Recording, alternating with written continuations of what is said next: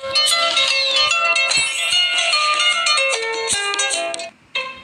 भारत का स्वतंत्रता दिवस है। नायरा, नील और पापा सोसाइटी के पार्क में एक बेंच पर बैठे हैं। पार्क के बीचों बीच एक राष्ट्रीय ध्वज लहरा रहा है। पापा, आज हमने अपने स्कूल में राष्ट्रीय ध्वज फहराया। टीचर ने हमें बताया कि आज हमारा स्वतंत्रता दिवस है। उन्होंने हमें बताया कि आज के दिन भारत स्वतंत्र हुआ था। हाय नायरा, उन्होंने तुम्हें और क्या बताया? हम स्वतंत्र हो पाए क्योंकि मुझे याद नहीं आ रहा कि उन्होंने और क्या कहा था। पापा, मुझे याद है, क्या मैं बताऊं? क्यों नहीं नील, प्लीज हमें बताओ। टीचर ने हमें बताया कि भारत ब्रिटिश शासन से 15 अगस्त 1947 को स्वतंत्र हुआ था। हम इसी दिन की खुशी में आज के दिन को सेलिब्रेट करते हैं। पापा, अंग्रेज भारत पर शासन क्यों कर रहे थे? नील, नायरा, बहुत साल पहले जब पूरा भारत कुछ छोटे छोटे राज्यों में बटा हुआ था, अंग्रेज हमारे देश में व्यापारी की तरह आए थे। व्यापारी वो होते हैं जो कोई सामान को बड़ी मात्रा में खरीदते और बेचते हैं। धीरे धीरे वो बहुत ही ताकतवर होते चले गए और हमारे देश पर शासन करने लगे। ओह, पापा, टीचर ने एक प्रदर्शनी के बारे में भी बताया था जो आज हमारे स्कूल असेंबली हॉल में होने वाली है। उन्होंने कहा कि हमें वहाँ भारत के बारे में और भी बहुत सारे तथ्य सीखने को मिलेंगे। क्या हम वहाँ चल सकते हैं? हाँ नील, वो प्रदर्शनी शाम 4 बजे शुरू होगी। हमें वहाँ जरूर जाना चाहिए। ये! नायरा और नील इस प्रदर्शनी को देखने के लिए बहुत ही उत्सुक थे। वहाँ एक तरफ भारतीय स्वतंत्रता संग्राम और स्वतंत्रता सेनानियों से जुड़ी कई किताबें रखी हुई थीं और दूसरी तरफ एक फोटो प्रदर्शनी लगी हुई थी जिसमें स्वतंत्रता संग्राम की कुछ घटनाएं और 1947 के स्वतंत्रता दिवस को दर्शाया गया था।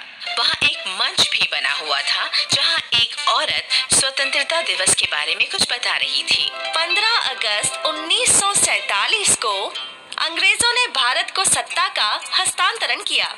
उसके बाद भारत के ऊपर अंग्रेजी हुकूमत का अंत हो गया। पापा, सत्ता भारत को सौंप दी गई का क्या मतलब है? नील, नायरा, सत्ता का हस्तांतरण का मतलब जब हम अपनी सत्ता किसी और को चलाने के लिए देते हैं। अंग्रेजों द्वारा सत्ता के इस हस्तांतरण के बाद भारत एक स्वतंत्र देश बन गया। जिस दिन अंग्रेजों की हुकूमत समाप्त हुई, उस दिन को हम भारत की स्वतंत्रता दिवस के रूप में मनाते हैं। ओह!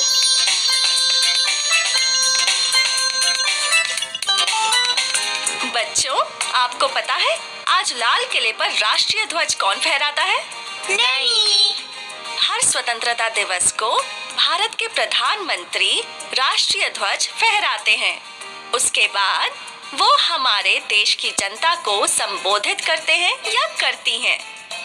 इस भाषण में वो सभी को स्वतंत्रता दिवस की शुभकामनाएं देते या देती हैं और देश के उज्जवल भविष्य के बारे में बात करते हैं। ओह हाँ, ये तो मैंने आज सुबह टीवी पर देखा था। हाँ बच्चों, क्या आप दोनों जानते हैं राष्ट्रीय ध्वज कैसा दिखता है? हाँ, ये बहुत अच्छा दिखता है और इसमें 3 रंग होते हैं। मैं जानती हूँ, इसे तिरंगा झंडे के रूप में भी जाना जाता है। हाँ, इसके बिल्कुल ऊपर नारंगी रंग, बीच में सफेद और नीचे हरा रंग होता है।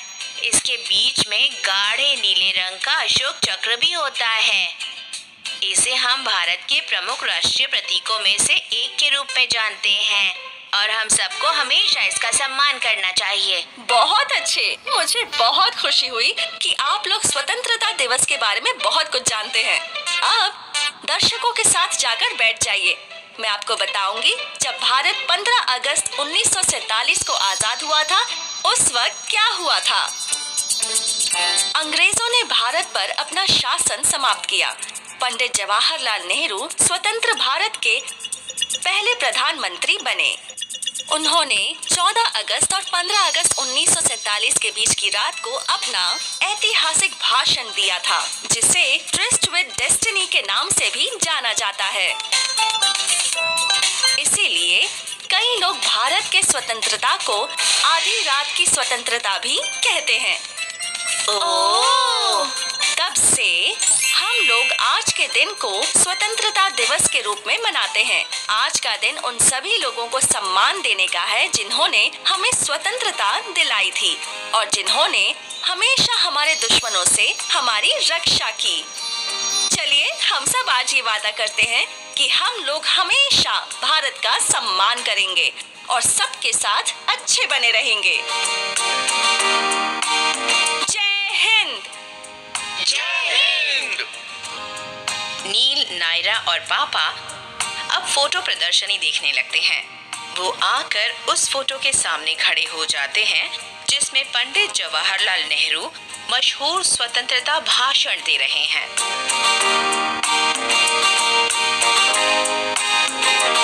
नील, नायरा, क्या तुम जानना चाहते हो कि पंडित जवाहरलाल नेहरू ने अपने भाषण में क्या कहा था?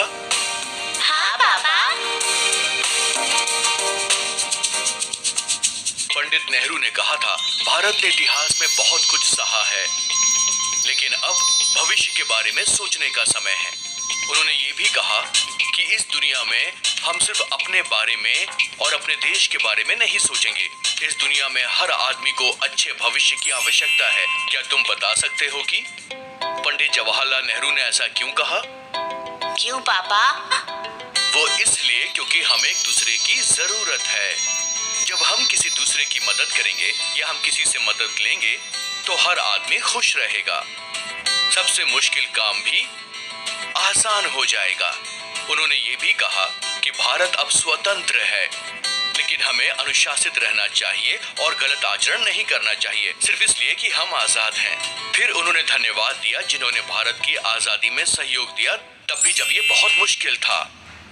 और उस समय उन्होंने कहा कि हमें कड़ी मेहनत करनी होगी। स्वतंत्रता का मूल्य समझकर किसी को नुकसान नहीं पहुंचाना होगा क्योंकि हम आजाद हैं। ओह। नील, नायरा, क्या तुम लोग स्वतंत्रता दिवस के महत्व को समझ गए हो? हाँ पापा। मैं भारत को गौरवान्वित करने का वादा करता हूँ। मैं सेना का जवान बनूंगा और हो सकता है विश्व का सबसे अच्छा शिक्षक, या हो सकता है कि वैज्ञानिक बनूं। ये जानकर मुझे बहुत खुशी हुई। नील, तुम क्या सोचती हो? नायरा? पापा, मैं भारत की प्रधानमंत्री बनूंगी और लाल किले पर झंडा फहराऊंगी।